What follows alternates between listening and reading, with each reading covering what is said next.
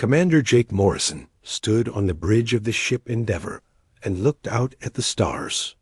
His hands were steady on the control panel, but his heart was beating fast. This was the day humans had dreamed about for hundreds of years. They were about to meet aliens for the first time. "Lisa, what do you see out there?" Jake asked his navigator. Lisa Brooks checked her screens. Her eyes were bright with excitement. "Commander, we are getting close to the Kepler 442 system. 3 planets around a yellow star, just like our sun." Ryan Murphy, the ship's engineer, was busy at his station. He made sure all the ship's systems were working perfectly. "Everything looks good, Commander. The engines are running smooth, and the power is at 100%. Katie Williams sat at the communications desk. She was listening for any signals from space. For weeks, they had heard nothing but the quiet hum of empty space, but today felt different. "Commander," Katie said suddenly, "I am picking up something strange. It looks like a small object heading our way." Jake felt his pulse quicken. "Can you tell what it is?" "It is about the size of a car, made of metal, and it is moving in a straight line toward us." Katie's voice was calm, but Jake could hear the excitement underneath. Lisa turned from her station. "Should we change course, Commander?" Jake thought. For a moment.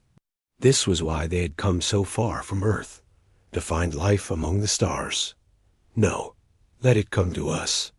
But everyone stay ready. The object got closer. Through the main window, they could see it now. It was silver and smooth, with no windows or doors. Strange symbols covered its surface. It moved without making any sound. "It has stopped," Katie reported, "about 1,000 meters away from us." Then something amazing happened. The object began to glow with a soft blue light. Suddenly, Katie's equipment came alive with signals.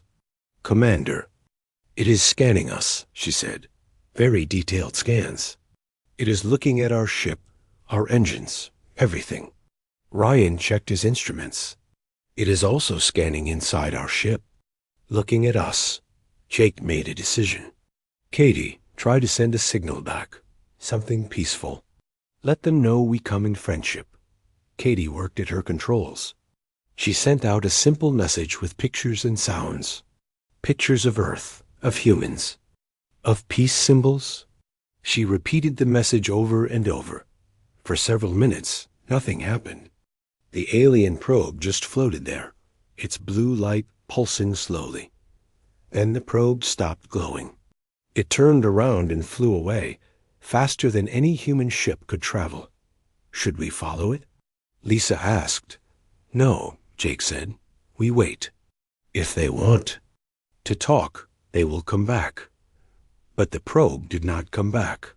Instead, something else happened. Far away, on a planet the humans had never heard of, alarm bells were ringing. High Counselor Vexstar was sleeping when the emergency call came. He was a tall, thin creature with large eyes and gray skin. His people, the Zephyrians, had been traveling space for thousands of years. They had met many alien races, but they had never seen anything like this. "What is so urgent?" Vexstar asked as he entered the command center. "Sir, Probe 17 has made contact with an unknown species," his assistant said. "The data is very disturbing." Vexstar looked at the information on the screen. His large eyes grew even wider. "Show me there." Ship. A screen showed the human ship Endeavour. To Vexstar, it looked like a weapon. The humans had built it with straight lines and sharp edges. It looked like it was made for war. "And the creatures inside?" Vexstar asked. "They appear to be bipedal mammals." "But sir, look at their eyes." The screen showed images of Jake and his crew. To the Zephyrians, human eyes looked frightening. They pointed forward, like the eyes of hunters. Most animals in the galaxy had eyes on the sides of their heads to watch for danger. But predators had forward-facing eyes to track their prey. "They are predators," Vexstar whispered. Yes, sir. And look at this. The assistant showed more data. They worked together perfectly. When one human moved, the others watched and helped. This is pack hunting behavior. Vexstar felt fear growing in his chest. In all their history, the Zephyrians had never met a true predator species that could build spaceships. Most intelligent life in the galaxy came from prey animals. Creatures that ate plants and ran from danger. Sir, what should we do? Vexstar thought quickly. Send out the warning signals. All ships, all planets. Tell them we have found apex predators in space. Tell them to stay away from this system. Sir, should we activate the Apex Protocol? The Apex Protocol was something the Zephyrians had created long ago, but never used. It was for the worst possible situation. The discovery of a predator species that could threaten the entire galaxy. Yes, Vexstar said quietly. Activate the Apex Protocol, and may the stars help us all. Back on the Endeavor, Jake and his crew had no idea what they had started. They were still waiting for the aliens to return. They had come in peace, hoping to make friends with the creatures among the stars. Commander, Katie said, I am picking up new signals. Lots of them. They are coming from all over this part of space. What do they say? Katie listened carefully. I cannot understand the language, but they all sound urgent, like warning messages. Jake frowned. Warning messages about what? None of them knew. That across the galaxy, the message was spreading faster than light itself. A message that would change everything. A message that said the most dangerous predators in the universe had just learned to fly among the stars. And that predator was humanity. Dr. Alex Carter was very excited. He was a scientist who studied alien life, and this was the greatest day of his career. The probe that had visited them yesterday had to mean that intelligent aliens were real. Commander Morrison, Alex said as he entered the bridge, I have been thinking about our visitors.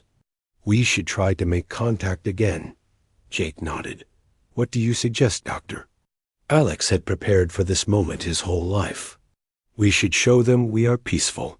I will go outside in a spacesuit and make hand signals. Body language is universal. That sounds dangerous, Lisa said from her navigator station.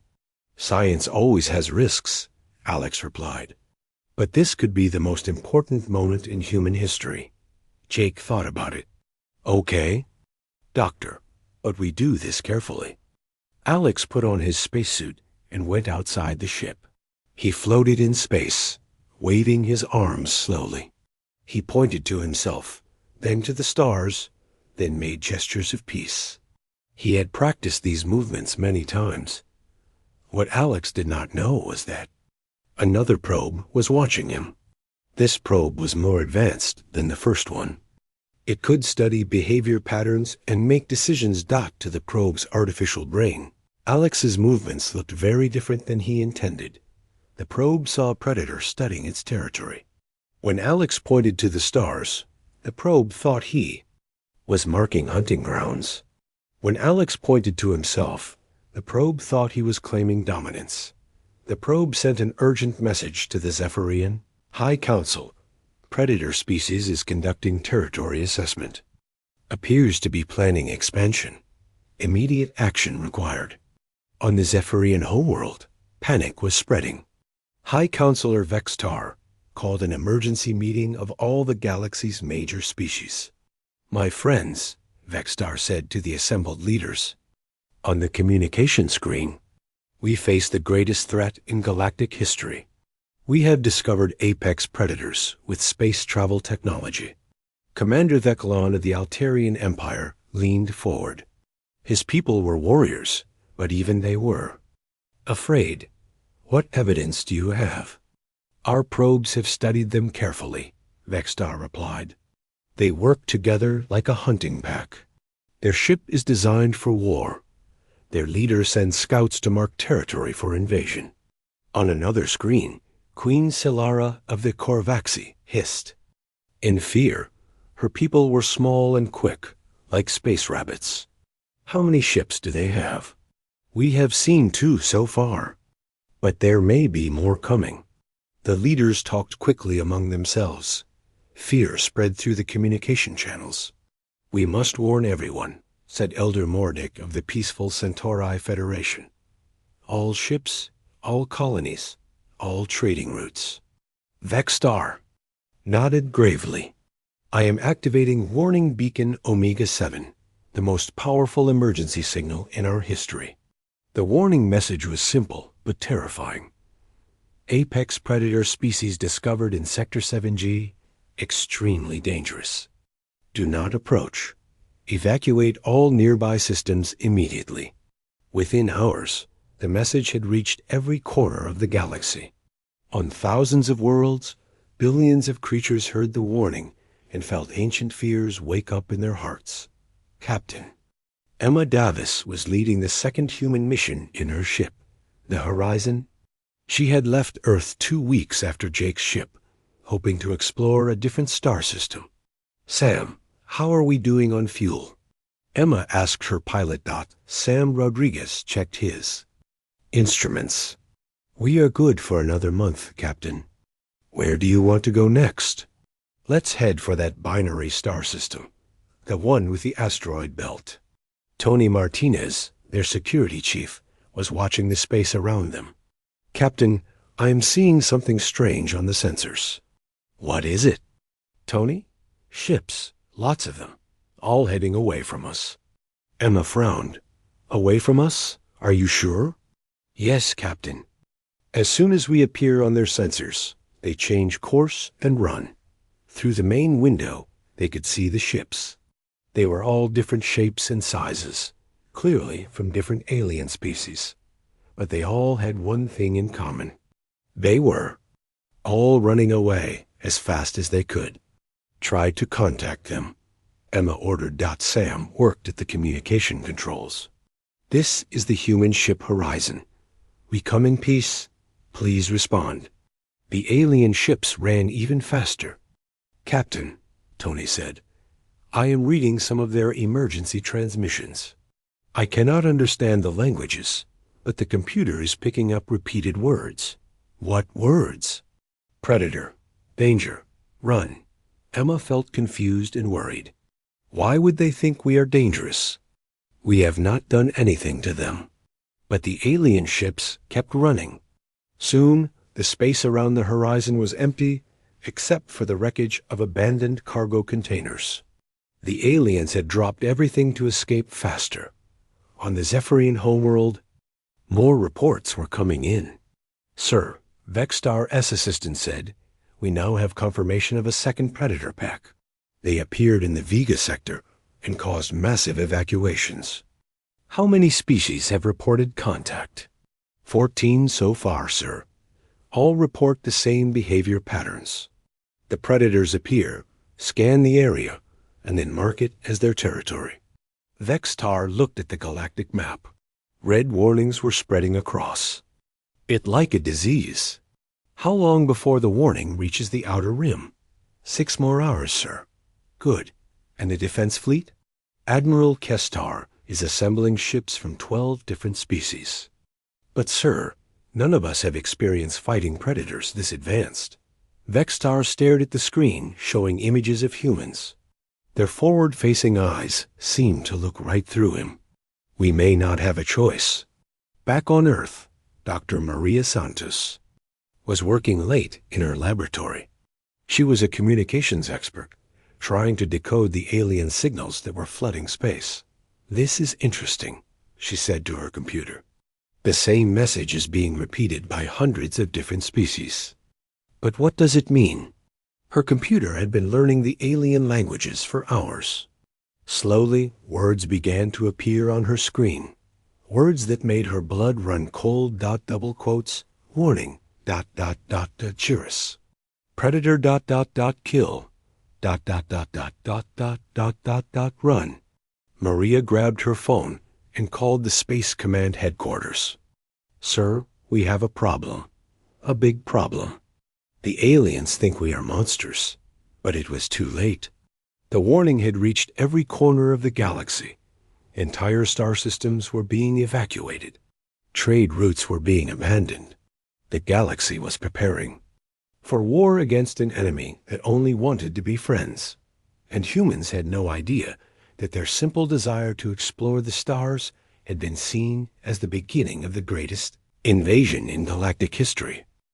Ambassador Nicole Foster had been chosen for the most important job in human history. She was going to be Earth's first representative to the galaxy. Her job was to make friends with alien species and create peace between all worlds. "Are you ready for this, Nicole?" asked Lieutenant Ben Clark, her assistant. He was young but very smart, and Nicole trusted him completely. "As ready as anyone can be for something that has never happened before," Nicole replied. She looked out the window of their diplomatic ship, the Unity, as they approached Harmony Point. Harmony Point was supposed to be a neutral space station where different alien species could meet safely. It was built by 5 different civilizations, working together. Nicole had studied the station's history for months. "Ben, are you getting any signals from the station?" Nicole asked. Ben checked his communication equipment. "That is strange, Ambassador. I am not getting anything. No radio signals, no docking instructions, nothing. Maybe they use different technology than we do." "No, ma'am. Our computers should be able to detect any kind of signal. The station appears to be completely quiet." As they got closer, they could see that something was very wrong. The station's lights were off. No ships were docked at the landing bays. The whole place looked empty. Ben scanned for life signs. Ben worked at his controls for several minutes. "Ambassador, I am not detecting any living creatures on the station, but there are signs that people left recently." "How recently?" "Maybe a week ago. The station's power is still running, but everything else is shut down." Nicole felt worried. "Let's dock and take a look inside." They put on their spacesuits and entered the station through an airlock. Inside, Harmony Point was like a ghost town. Stores were closed with signs in alien languages. Restaurants had food still sitting on tables, as if people had left in the middle of eating. "Ambassador, look at this," Ben said. He was standing in front of a large information screen. Pictures and text in dozens of alien languages were scrolling past. "Can you translate any of it?" "Some of it. The computer is learning fast." Ben pointed at the screen. "This word keeps appearing. It means evacuation. And this one means emergency. And this one ... What does that one mean?" Ben's face went pale. "It means humans. They found the station's main computer center." Ben was good with technology, and he managed to access the emergency logs. "Ambassador, you need to hear this." Ben played a recording. It was in an alien language, but the computer translated it into English. "Emergency evacuation order for all species at Harmony Point. Apex predator species identified as humans approaching this sector. All personnel must leave immediately." "This is not a drill." Nicole sat down heavily in a chair. "They are afraid of us. There's more," Ben said. "According to these logs, 43 different species evacuated their people from this station. They all left when they heard humans were coming to the galaxy." Meanwhile, on the Altarian Empire's capital world, General Kethmal was meeting with his war council. The Altarians were the strongest military force in the galaxy, but even they were scared of humans. "General," said Intelligence Officer Zarolin, "we have new information about the human threat." "Show me," Kethmal replied. He was a large, powerful creature with 4 arms and thick armor covering his body. Zarolin activated a holographic display. "Our spies have been watching the human ships. Look at how they move." The display showed the human ships Endeavor and Horizon traveling through space. To human eyes, they were simply exploring, but to the Altarians, something else was happening. "See? How perfectly they coordinate," Zarelin pointed out. When one ship changes course, the other ship automatically adjusts its position to provide support. This is advanced pack hunting behavior. And their crew members? Even more disturbing. Watch this recording from inside their ship. The display showed Jake Morrison and his crew working on the bridge. When Jake turned to look at something, Ryan automatically moved to cover Jake's blind spot. When Lisa worked at her station, Katie kept watch for her. They never let each other become vulnerable, Zarelin explained. Each human constantly protects the others. This level of pack coordination has never been seen before. General Kethmal studied the images. How many humans are there? Unknown, sir.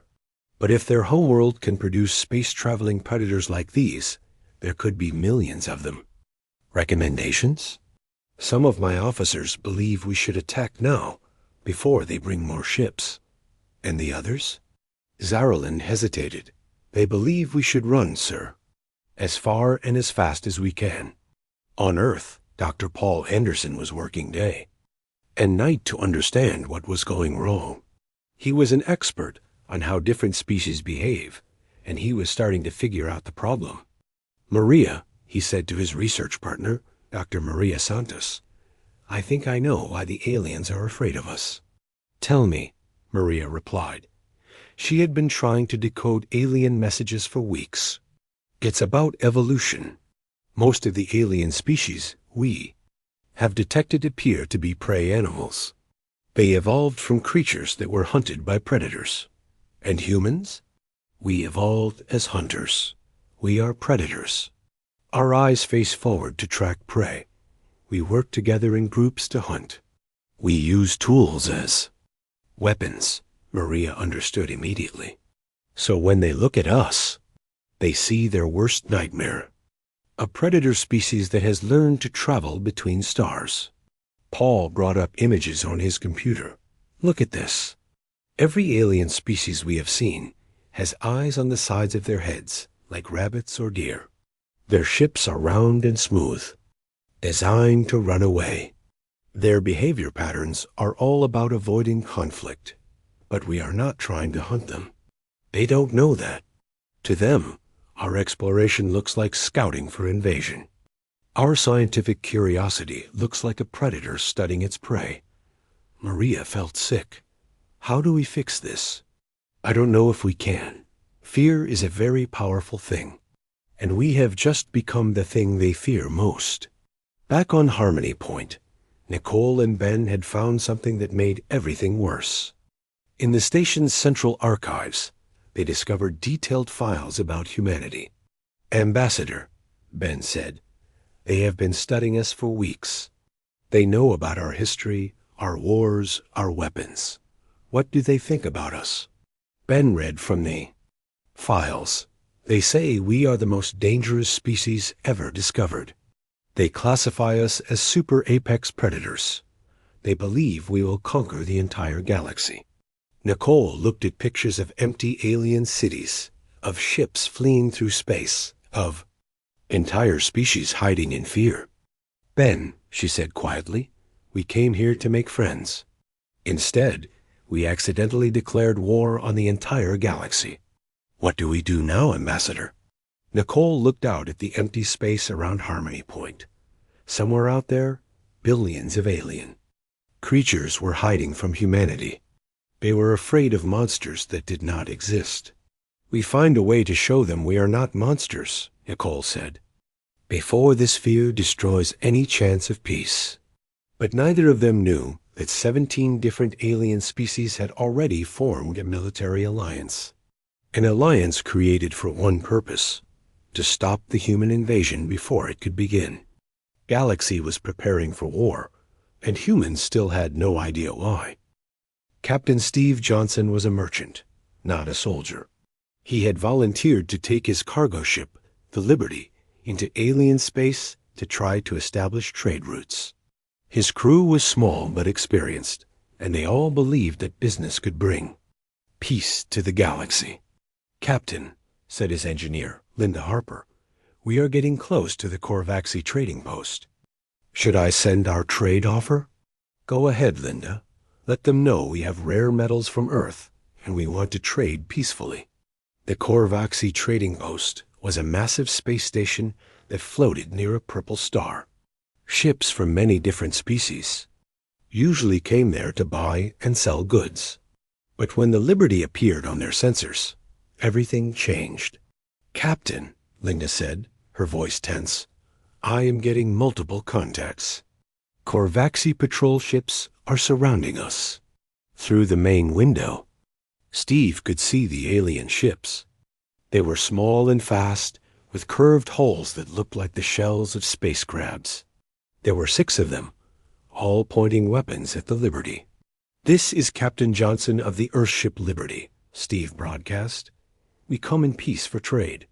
The response came back immediately, but it was not what Steve expected. The alien voice was high and frightened. Human predator ship, you are in violation of Korvaxi space. Surrender immediately or be destroyed, predator ship. Steve looked confused. Linda, tell them we are merchants, not soldiers. But the Korvaxi patrol captain was already calling for help. Emergency alert. Human invasion force has entered our territory. Repeat, the predators have arrived. On the Liberty, Steve's crew moved to their emergency positions. This was normal human behavior when facing a dangerous situation. Each crew member covered a different part of the ship and watched for threats.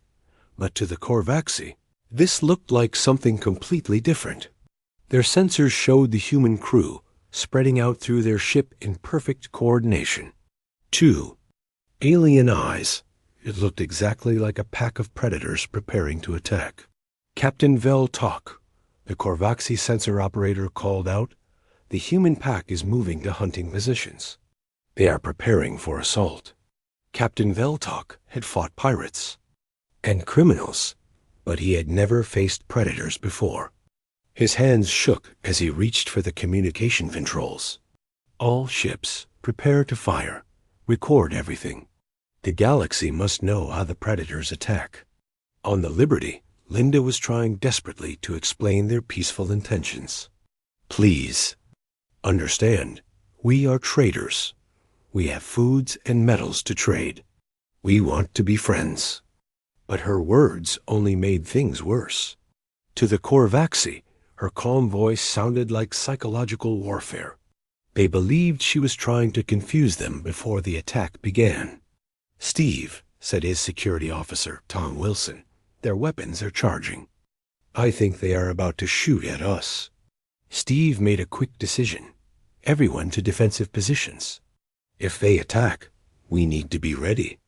This was exactly the wrong thing to do. When the Korvaxi saw the humans move to defensive positions, they were certain that the attack was beginning. Fire, Captain Veltok screamed. The Korvaxi ships opened fire, but Steve was a good captain. He managed to avoid most of the shots and jumped to faster than light speed. The Liberty escaped, but the damage was done. The entire battle had been recorded. Within hours, the recording was being broadcast across the galaxy.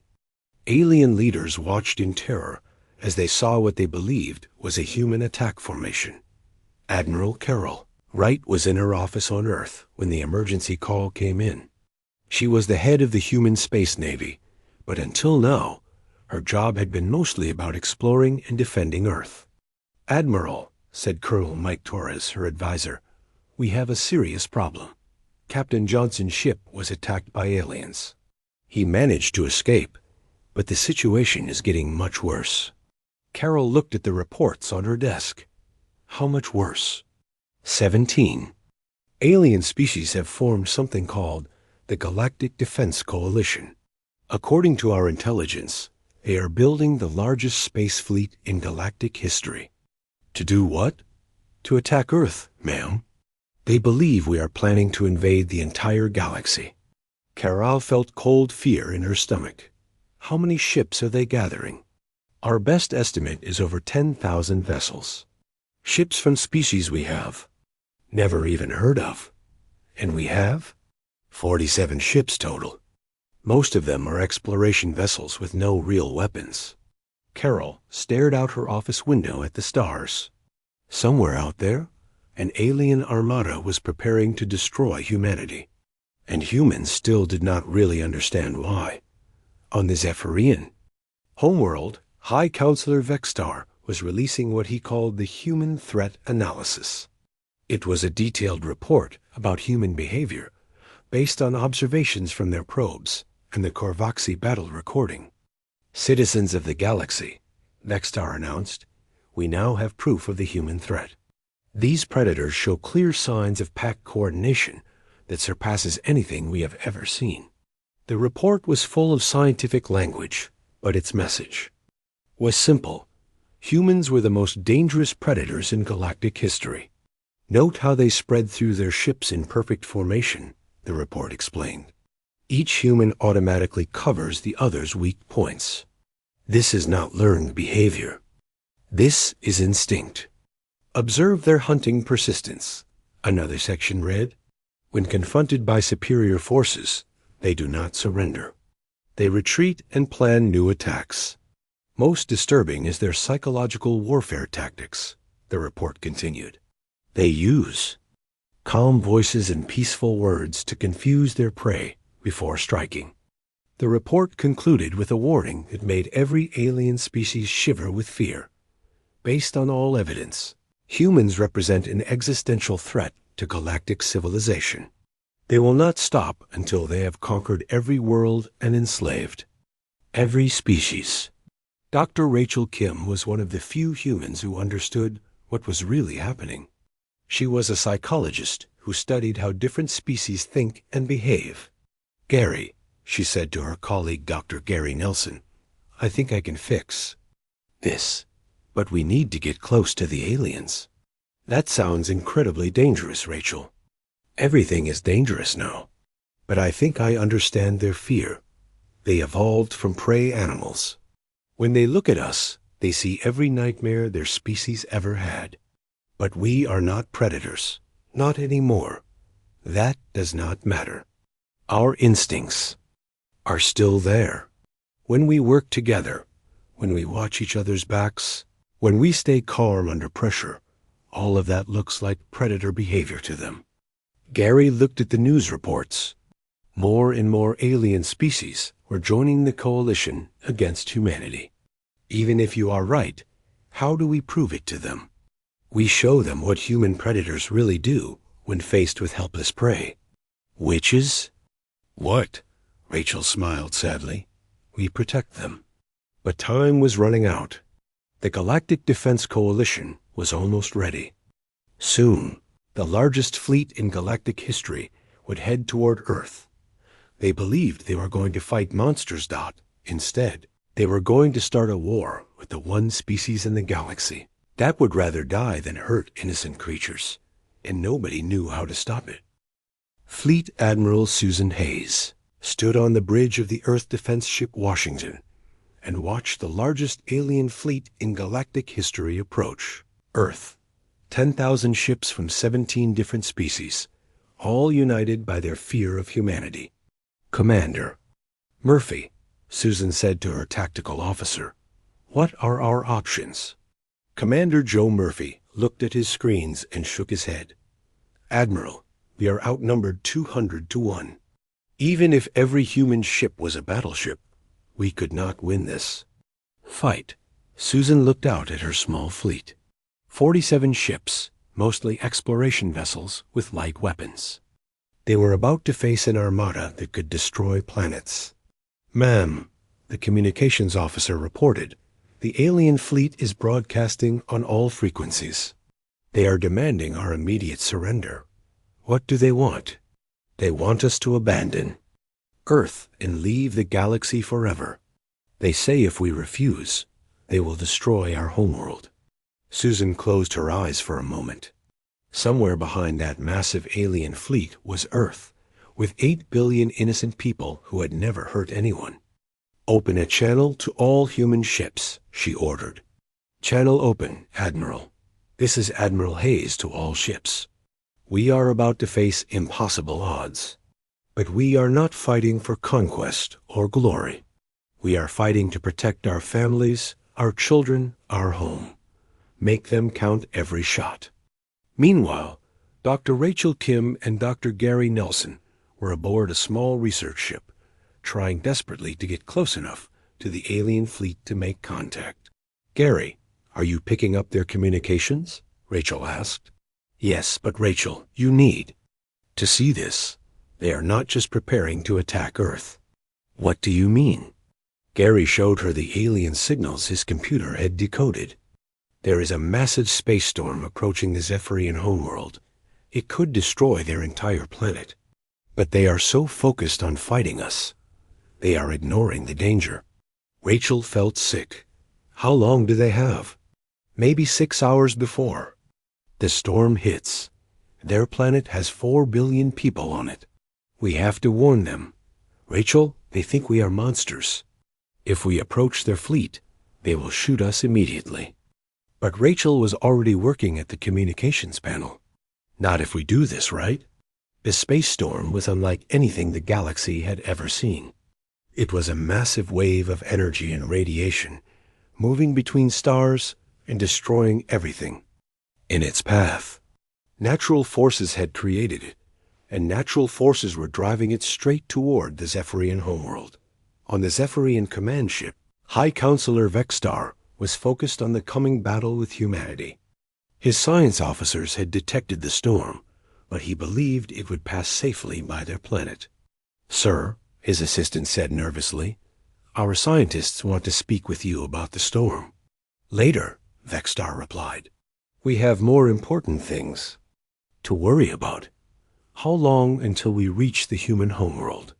"2 hours, sir." But Vexstar scientists were becoming more and more worried. The storm was bigger than they had first thought, and it was changing course. New calculations showed it would hit their planet directly. "Sir, we must speak with you immediately," the head scientist insisted. "What is so urgent?" "The storm, sir. We were wrong about its path. It will destroy our homeworld unless we evacuate immediately." Vexstar looked at the new data and felt terror in his heart. "How long do we have?" 4 hours, sir. Maybe 5. "And how long to evacuate our planet?" "At least 12 hours, sir." "We do not have enough ships." Vexstar realized with horror that his people were doomed. He had brought every ship to fight the humans, leaving his homeworld defenseless against the storm. "Can we turn the fleet around?" "Not in time, sir. And even if we could, we do not have enough transport ships." That was when the impossible happened. Rachel Kim's small research ship appeared right in the middle of the alien fleet. Every weapon in the armada immediately pointed at her tiny vessel. "This is Dr. Rachel Kim of Earth," she broadcast on all frequencies. "We know about the storm, threatening your homeworld. We want to help." Vexstar could not believe what he was hearing. "It is a trick. The humans are trying to distract us." But Rachel continued talking. "We have 47 ships here. They are not warships, but they can carry people. We can help evacuate your planet." "Sir," Vexstar's assistant said, "she is telling the truth about the storm." "Our sensors confirm everything she said." On the human flagship, Admiral Hayes received Rachel's message. "All ships, this is Admiral Hayes. Change of mission. We are now conducting humanitarian rescue operations. Proceed immediately to the Zephyrian homeworld." Commander Murphy stared at her. "Admiral, they were about to attack us." "That does not matter now. Innocent people are going to die if we do not help them." And that was when the galaxy learned what humans really were. Captain Chris Brown of the cargo ship Freedom was the first to reach the Zephyrian planet. His ship was designed to carry mining equipment, but it could hold people instead. "Amy," he said to his engineer, Amy Foster, "how many Zephyrians can we fit?" "If we remove all the cargo and pack them in tight, maybe 5,000. "Do it." "Jack, plot a course to the nearest safe planet." Navigator Jack Sullivan was already working. "Got it, Captain." 18 hours travel time. All across the Zephyrian planet, human ships were landing and loading desperate alien refugees. The humans worked, without stopping, carrying children and elderly Zephyrians to safety. The Zephyrians could not understand what was happening. These were supposed to be monsters, predators who wanted to destroy them. Instead, the humans were risking their lives to save alien children. Why are they helping us? A young Zephyrian asked her mother as human sailors carried her to safety.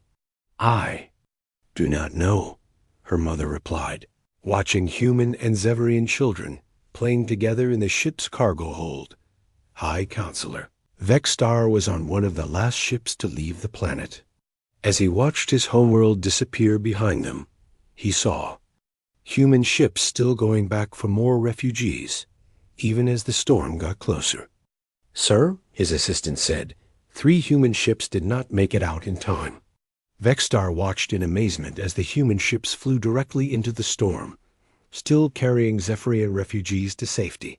He realized that these humans were willing to die to save aliens they had never met. What kind of predators sacrificed themselves for their prey? He whispered. The storm hit the Zephyrian homeworld with terrible force, but the planet was empty. Every single Zephyrian had been saved by the human rescue fleet Dot in the aftermath. As refugee ships spread across the galaxy, the truth finally became clear. Humans were not monsters. They were protectors.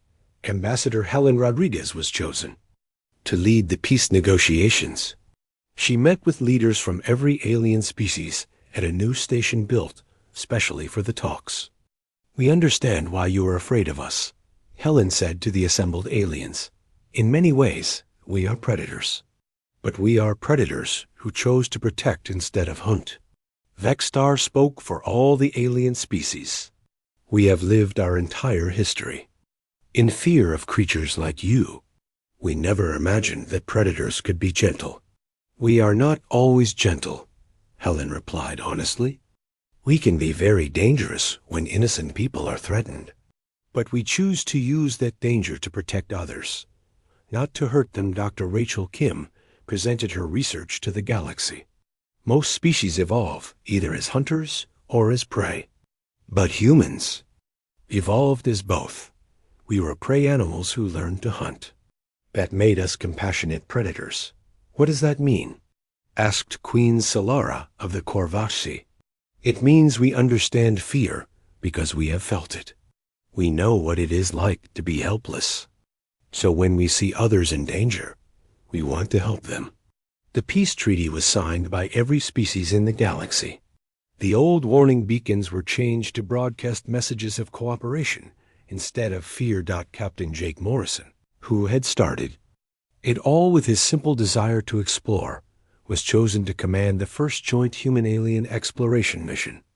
Commander Brooks, he said to Lisa, who was still his navigator, where should we go first? Lisa smiled as she looked at the star charts, filled with new alien friends.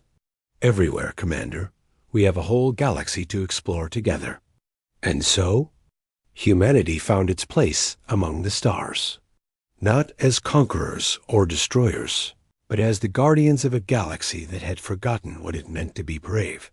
The great fear was over. The age of friendship had begun.